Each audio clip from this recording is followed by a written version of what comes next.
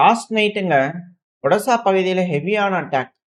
ஒடசாவோட அந்த Indies board infrastructure முழுசும் போயிடுச்சு. இண்டஸ்ட்ரியல் இன்ஃப்ராஸ்ட்ரக்சர், அங்க இருக்கக்கூடிய வேர் ஹவுஸ் எல்லாத்தையும் அழிச்சுட்டாங்க அப்படிங்கிற செய்திகள் வந்துகிட்டு இருக்கு. மெயின் ஸ்ட்ரீம் மீடியால வந்தா பார்ப்போம். இப்போதான் இமேஜஸ் விட்டுக்கிட்டு இருக்காங்க. உக்ரைனோட அந்த ரெக்கவரி டீம் இருப்பாங்க இல்லையா? அதுல சைடுல லோகோ இருக்கு. நீங்க பார்த்தீங்கன்னா தெரியும்.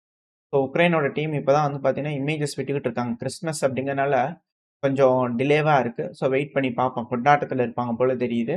பட் ஆனா ஒடசால வந்து பார்த்தீங்கன்னா பயங்கரமான அட்டாக் நடந்திருக்கு. ஒடசா போர்ட்ல வந்து பண்ண இதுக்கப்புறம் எந்த போர்ட்டும் வேலை செய்யக்கூடாது இப்ப அவனுக்கு அப்படிங்கிறது போல ரஷ்ய தரப்பு வந்து வெறியோண்டு அடிச்சுக்கிட்டு இருக்காங்க.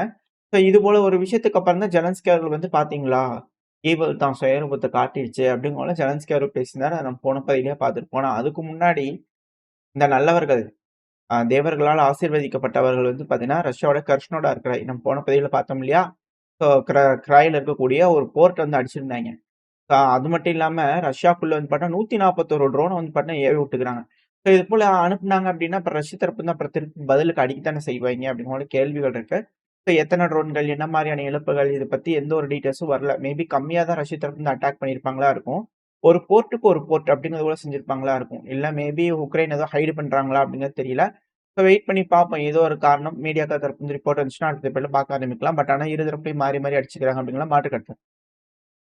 அதே சமயத்துல ரஷ்யாக்குள்ள வந்து பாத்தீங்கன்னா, Su-35 ரக ஃபைட்டர் ஜெட்ஸ் வந்து பாத்தீங்கன்னா, அடுத்த பேட்ச் வந்து பாத்தீங்கன்னா டெலிவரி பண்ணிக்கிறாங்க. அப்போ சாங்ஷன்ஸ் அப்படிங்கிறது வந்து பாத்தீங்கன்னா துளி கூட இல்ல. இப்ப அமெரிக்கா வந்து சாங்ஷனே தூக்கி விட்டாங்க அப்படிங்கும்போது, இதுக்கப்புறம் எந்த ஒரு தங்கு தடை இல்லாம ரஷ்யா அவங்களோட விமானங்கள டெவலப் பண்ணி வெளிய அச்சடிச்சு தள்ளிட்டே இருப்பாங்க அப்படிங்கிறது மாற்று கருத்துல. ஸோ ரஷ்யாவோட மினிஸ்ட்ரி ஆஃப் டிஃபென்ஸ் தரப்புல இருந்து ராஸ்டெக் தரப்புல இருந்து வந்து பாத்தீங்கன்னா, இது போல அடுத்த செட்டு Su-35 எங்களுக்கு பேட்ச் டெலிவரி பண்ணிட்டாங்க அப்படிங்கிறது வந்து பாத்தீங்கன்னா வீடியோ பதிவுகள் வந்துகிட்டு இது என்னன்னா, ஃபின்லாண்ட் இருக்கிறாங்க இல்லையா? அவங்க வந்து ரஷ்யாவோட போர் வந்துச்சுன்னா எப்படி பண்ணலாம்? அப்படிங்கிறது போல அந்த வின்டர்ல கூட கடும் குளிர்ல கூட நம்ம தடுக்கணும். நாசிஸ் வேணா தோத்துருக்கலாம். ஏன்னா இவங்கலாம் நாசி படைகளோட இணைஞ்சவங்க. ஃபின்லாண்ட் இவங்கலாம் வந்து ஹிட்லர் காலத்துல ஹிட்லரோட இணைஞ்சு ரஷ்யாவுக்கு எகெயின்ஸ்டா சோவியத் யூனியனுக்கு எகெயின்ஸ்டா சண்டை புடிச்சவங்க. ஸோ அப்போ வந்து நாசிக்கள் வேணா தோத்துருக்கலாம். ஆனா நாங்க கிடையாது. அப்படிங்கிறத வந்து பார்த்தீங்கன்னா, ஃபின்லாண்ட் தரப்பு வந்து இப்ப நாங்க பதிலடி ஸ்ட்ராங்கா குடுப்போம் அப்படிங்கிறது போல இந்த CNN இருக்காங்க இல்லையா? எப்படி உக்ரைன்ல போயிட்டு உக்ரைனியர்கள் எப்படி தப்பிக்கிறாங்கன்னு காமிச்சாங்க இல்லையா? அடுத்து ஃபின்லாந்து எப்படி ட்ரெய்னிங் எடுக்குறாங்க அப்படிங்கிறது காட்டுறாங்க. மேபி அடுத்தது இவங்களும் தப்பிச்சு ஓட வேண்டிய கட்டாயத்துக்கு தள்ளப்படுவாங்களா அப்படிங்கிறது தெரியல. பல அனலிஸ்ட்டோட கருத்துக்களா இருக்கு. ஸோ வெயிட் பண்ணி பார்க்கலாம். ஸோ ஃபின்லாந்து ப்ரிப்பேர் ஆயிட்டு இருக்கிறாங்க அப்படிங்கிற மாற்று கருத்து இல்ல. ஸோ அப்படியா? எப்படி ப்ரிப்பேர் ஆயிட்டு இருக்கிற? பாதி தான் CNNல காமிச்சாங்க. மீதி காட்டல. அதனால வண்டி எடுத்து போய் பார்த்துட்டு வரலாம் அப்படிங்கிறது போல வந்து பார்த்தீங்கன்னா, ரஷ்ய தரப்பு வந்து ஒரு ஸ்ட்ராட்டஜிக் பாம்பர் Tu-95 MS வந்து பார்த்தீங்கன்னா, ரஷ்யாவோட பாம்பர் Tu-95 MS இருக்கு இல்லையா? ஸோ அதுக்கு SU ரக 33 ரக விமானம், ஃபைட்டர் ரக விமானம் இருக்கு இல்லையா? ஸோ அது வந்து எஸ்கார்ட்டோட அப்படியே வந்து பண்ண ஷெட்யூல் பண்ணக்கூடிய ஒரு இதுதான். நியூட்ரல் வாட்டர்ஸ் இந்த நார்வேஜியன் சி அப்புறம் பேரன் சி இருக்கு இல்லையா? ஸோ இந்த பகுதியில அப்படியே போய் உள்ளா வந்துடலாமா அப்படிங்கிற உள்ளா வந்துட்டு இருந்திருக்காங்க. ஸோ பேலன்ஸ் இருக்கிறத அவங்க பார்த்துக்கலாம் இல்லையா? ஸோ என்ன நடக்குது, ஏது நடக்குதுன்றது போல எப்படி ட்ரைனிங் எடுக்கிறீங்கன்னு. ஸோ அவங்க சைடு வந்து பண்ண ஏதாவது ஓவரா பண்ணா குண்ட போட்டு போயிருவேன் அப்படிங்கிற இவங்க தரப்பு வந்து மிரட்டுறாங்களா அப்படிங்கிறது தெரியல. ஸோ இந்த யூரோப்ப பொறுத்தவரைக்கும் வந்து பார்த்தீங்கன்னா, இப்படி இருக்கா அப்படியே எஸ்கலேஷன் அந்த மாதிரி செட்டில் இருக்கா. அடுத்து ஈரான் தரமான சம்பவங்கள் அடுத்தடுத்து செஞ்சுக்கிட்டு இருக்கிறாங்க.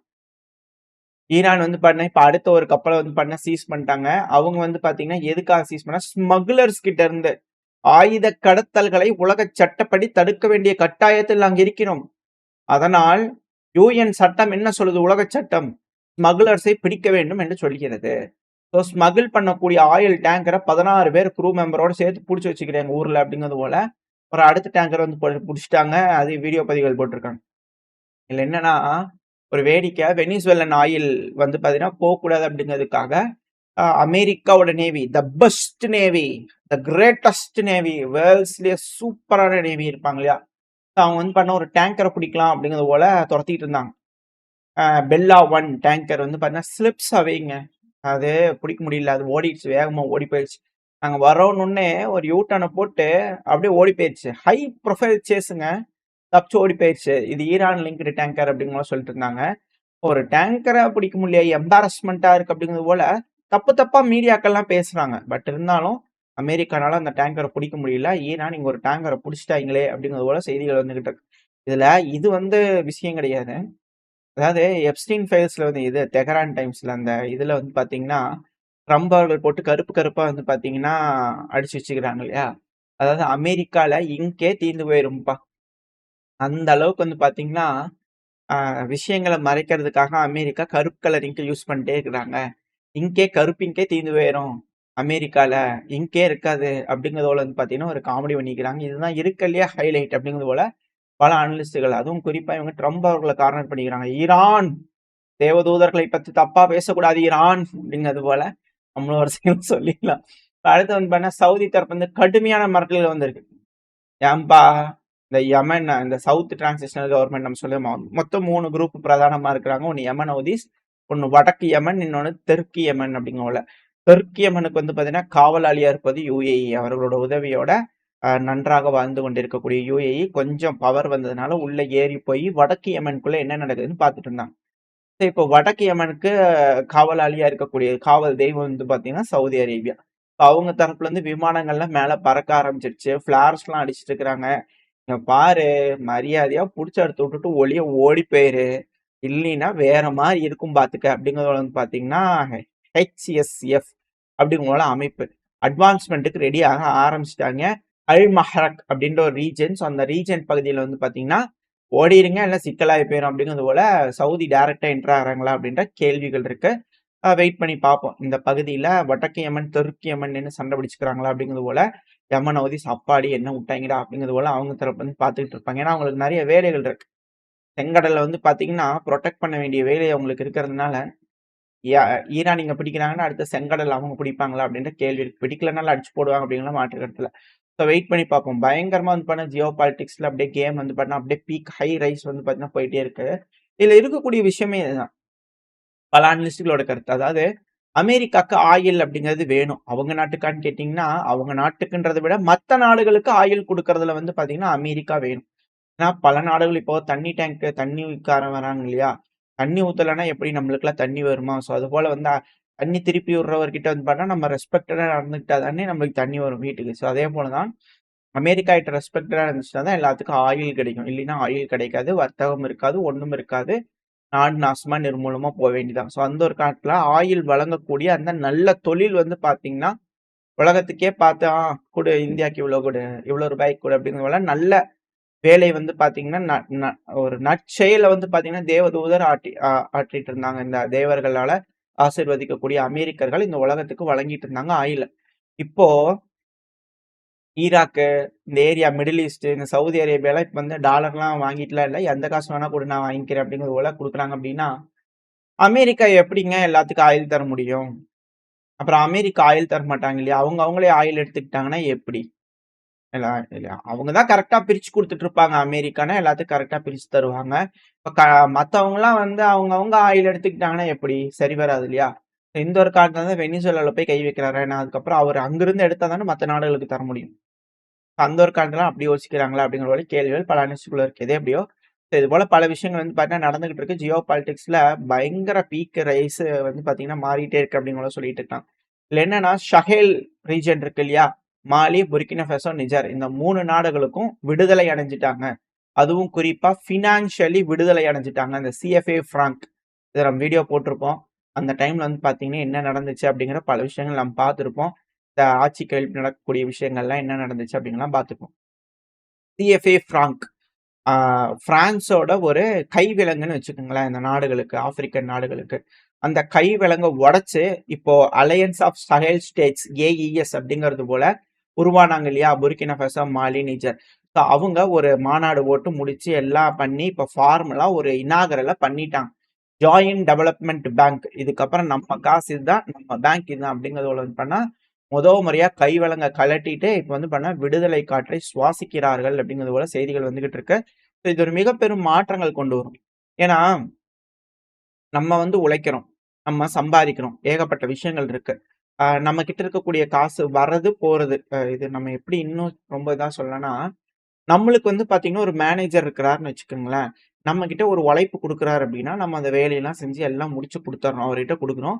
ஸோ அந்த மேனேஜர் அந்த காச வந்து பார்த்தீங்கன்னா, பொருள நம்ம கிட்ட இருந்து வாங்கிட்டு, வியாபாரம் பண்ணிட்டு, காசு அவருக்கு வரும். அவரு பார்த்து வந்து பார்த்தீங்கன்னா, நம்மகிட்ட ஏதாவது வேலை செஞ்சதுக்காக அந்த மேனேஜர் நம்மளுக்கு அவரு வியாபாரம் பண்ணிக்குவாரு.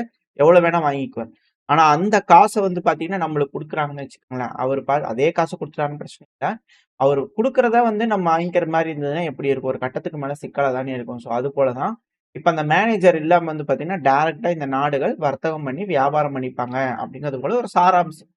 சும்மா இது நீங்க இப்படித்தான், அப்படிதான்னு கரெக்ட்டா டீட்டெயிலா கேட்டீங்கன்னா இல்ல. புரிஞ்சுக்கிறதுக்காக சொல்ல வரேன் அவ்வளோதான். மத்தபடி இல்ல. ஸோ அது போல ஒரு மிக முக்கியமான ஒரு விஷயம் வந்து பார்த்தீங்கன்னா செஞ்சிருக்காங்க. ஸோ இதுக்கப்புறம் வந்து பார்த்தீங்கன்னா, இன்ஃப்ராஸ்ட்ரக்சர் ஃபெசிலிட்டீஸ் எல்லாமே ஜாயின்ட்டா நம்மளே பண்ணிக்கலாம்.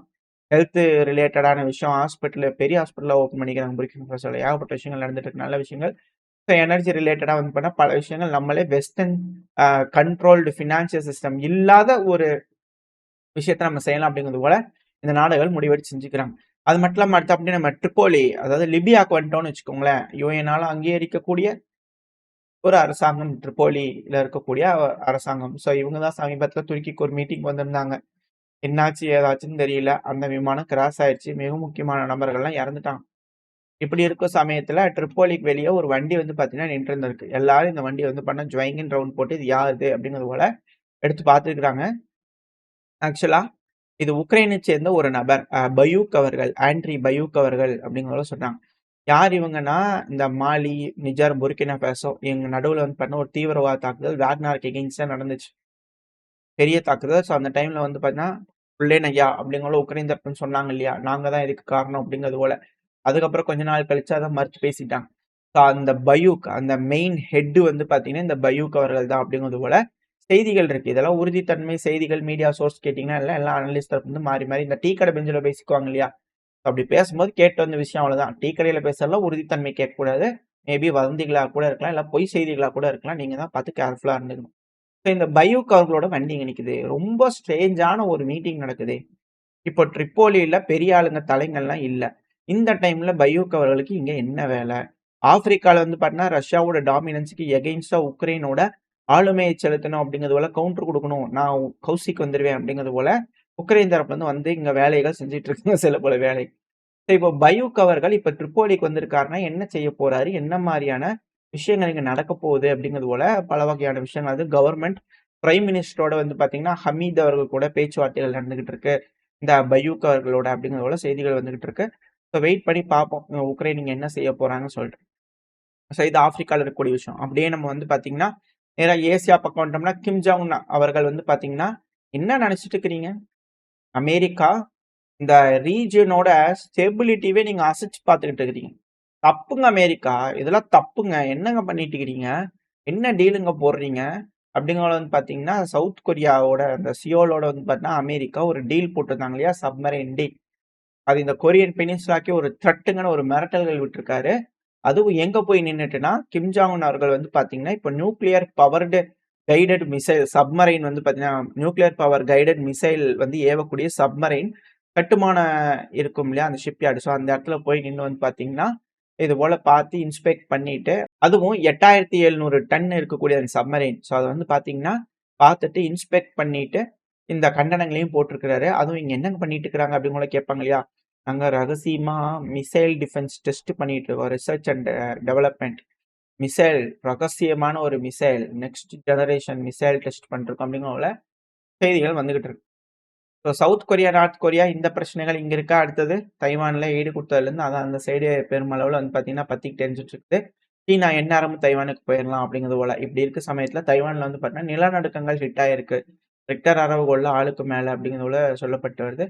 ஸோ சில விஷயங்கள் வந்து பார்த்தீங்கன்னா, ஜியோ பாலிடிக்ஸ்ல சண்டைகள் அடுத்தடுத்து லைன் அப்ல நிக்குது அப்படிங்கிற போல பல அனலிஸ்ட்டோட கருத்துக்களா இருக்கு. அதுபோல எதுவும் இல்லாம எல்லாம் பேசி அமைதியா முடிச்சுக்குவாங்கன்ற நம்பிக்கையில இந்த பையனா முடிச்சுக்கலாம். இந்த பதிவு எப்படி இருந்துச்சு உங்களுக்கு பிடிச்சிருக்கா? பிடிச்சுனா லைக் பண்ணிட்டு உங்க ஃப்ரெண்ட்ஸ் அப்படியே ஷேர் பண்ணிக்கோங்க. அது கூடவே மறக்காம நம்ம சேனல் இன்னும் சப்ஸ்கிரைப் பண்ணலாம். மறக்காம சப்ஸ்கிரைப் பண்ணிக்கோங்க. அப்பதான் நம்ம போடக்கூடிய வீடியோக்கள மதிச்சு யூடியூப் 4 பேத்துக்கு ப்ரமோட் பண்ணும். உங்களோட அன்பாதரவு எனக்கு எப்போ இருக்குன்ற நம்பிக்கையில இந்த பையனா முடிச்சுக்கலாம். இந்த பதிவு நல்லா இருக்கும்னு நம்பிக்கையில அடுத்த டைம் சந்திக்கலாம். வரைக்கும் ஸ்டே சேஃப். பை.